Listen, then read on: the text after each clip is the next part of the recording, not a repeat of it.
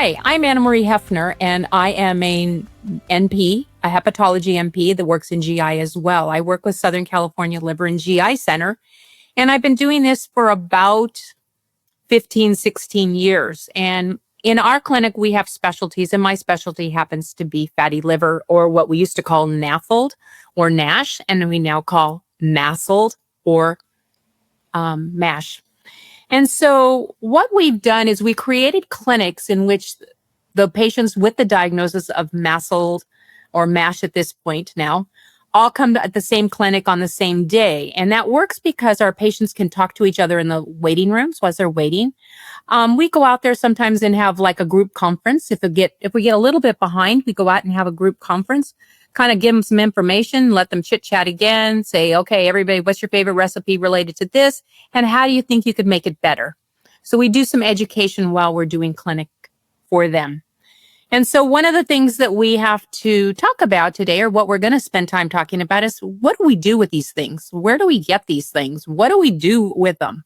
Where are we going to go with them? How do I diagnose that you have the disease? How do I diagnose that I need to have you come stay with me, or I need you to go to a specialty, or you can stay in primary care? So what we do is something called non-invasive tests. And they can be done in primary care and made some decisions as to when they need to come to us or when you need help. And you're welcome to call the hepatology nurse practitioner in your area. We are very willing and will be very helpful to you.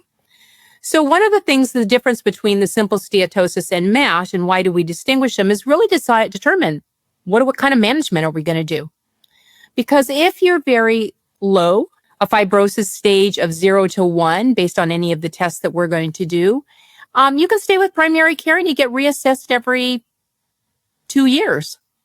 And with that, there's the standard of care, which is lose weight, exercise, and take your meds if you're supposed to take meds for any disease that you have.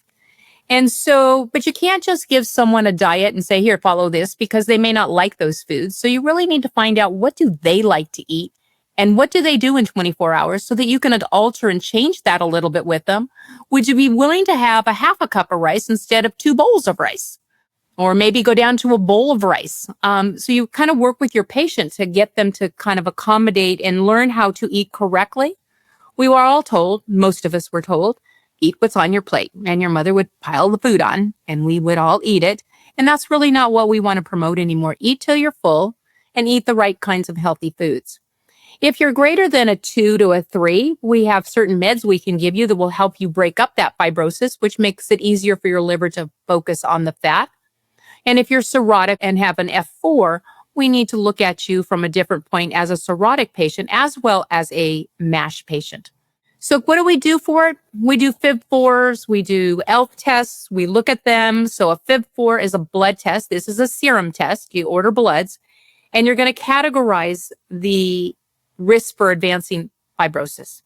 So, or the scarring. So typically less than 1.3 is a low score. That just means we really don't have a high risk for progressing. You can have intermediate scores, which is 1.3 to 2.7, suggesting, is indeterminate. I don't know which way you're going to go. Or we would have something greater than 6.7, saying that you have high scores, pointing that you are a high risk of significant fibrosis that warrants further evaluation. And we may need to refer you at that particular point. It's based on your age. It's based on your AST. It's based on your ALT and your platelet count. It's a calculated risk factor. Now, if you have EPIC will take and do it for you within the EPIC program. You just have to query EPIC and it will show you where it is and it will calculate it out for you. Or you can order it as a lab test and it will come back to you already done. So if you're between 35 and 65, or 65, this test is a really good test. Less than 35, it's not as accurate. And over 65, it's not as accurate. So there's lots of different components that you need to worry about when you're doing that. So we have to look at that, make a determination which is the best for this particular patient. And all of those factors, age is the big factor for it. The next test that we do is an ELF test. It is done again. It's a liver test. It's not invasive. Again, it is a serum test. It measures 3 biomarkers, and then you add the scores all up and you get the risk factor related for it. It analyzes the hyaluronic acid, the HA, the N-terminal peptide of procollagen 3, and tissue inhibitor of metallopronase. And so this one has to be sent off. Not all labs will do it. So you do need to do it. Check with your lab that the patient has to go to and see if they do it. Quest and LabCorp do them. It just, again, provides us an outcome as to what may or may not happening. It monitors the disease. Does it get better? Does it get worse if you do it? And it kind of guidelines us and tells us what we need to do and when you need to refer to the specialist for that. When you have an ELF test, it either gives you a high, a medium, or a low score. Low score, again, is not a very big risk. Moderate risk with the medium score, and high risk if it's over 10.5.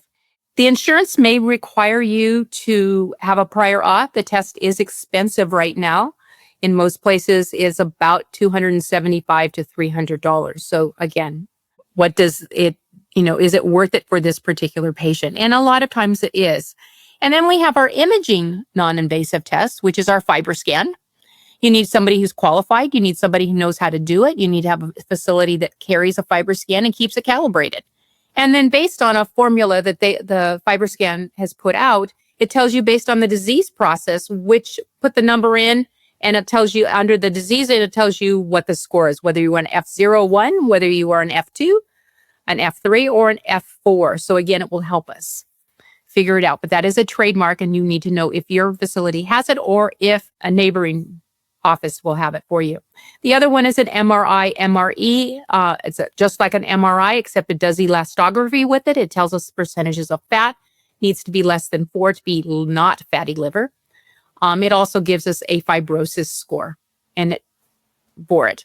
None of these tests are perfect, but they're all very, very helpful for us to do that. So how do we incorporate these into our practice? Well, first of all, when we see our patient, we take a health history. Everyone takes a health history. We really want to know what comorbidities you have. Do you have cardiovascular comorbidities? Do you have elevated liver enzymes? What's the family history? Family history gives you some really big clues that everybody's obese, everybody's had diabetes, everybody has cardiovascular disease. Again, these make more check marks against you when you have fatty liver disease, because remember, it is a metabolic disorder. So we're going to get all of those, and then we're going to get our routine bloods. We're going to rule out all the other diseases. We're going to rule out hepatitis C, but we're going to do a hep panel if they haven't had one. We need to make sure they're not malnourished. We want to look at celiac disease, and we want to look at HIV. We want to look at autoimmune hepatitis. So again, these are other tests that we're going to do if we have a patient we think that has fatty liver. I think that overall, again, it's getting a medication history for these patients, because a lot of medications will cause some fatty liver as well. And it also gives you a clue as to what diseases they have that they don't really think about. Oh, I'm on lisinopril. Do you have a high blood pressure? No, I don't have that. I don't have cholesterol. And then they're on lisinopril or they're on atorvastatin. And so you know that there are some discrepancies between them. And so we have to look at it from that perspective as well. What do we need to know? We really need to know how to stratify the fibrosis risk and management guidelines. Look at the AASLD guidelines. You can look at EASL, which is the European guidelines for fatty liver. They're very similar. If you're looking at them and you see a patient that's 0 to 1 and you're in primary care, you can manage these patients by yourself very well. You're going to see them every 2 years, but probably every 6 months or at least once a year to really follow up on their diet and their exercise plan. If they're an F2 and an F3, that means they do have some damage to their liver. They do have some fibrosis to their liver. There is some fat in their liver. And so we probably need to see these patients anywhere from 4 to 6 months. And as they progress or gain more weight or add more metabolic conditions to it, and we can't control the metabolic conditions, we need to involve the specialist. And that may be endocrinology, that may be the hepatologist, that could be the cardiologist. So we do have to add other people to help us. And then we follow the management guidelines that are posted for everyone to do. One of the things is that as a nurse practitioner in hepatology, you're welcome to call me anytime.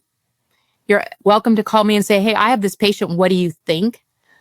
My other comment is go to GHAPP organization, the gastroenterology, hepatology, advanced practice nurses, or our providers, because PAs are also included in this. We treat them. And so going to these meetings are very, very helpful as well to gather information that you may want or you may need. So thank you very much for watching this podcast. I hope you've learned something. Feel free to call us and see you soon.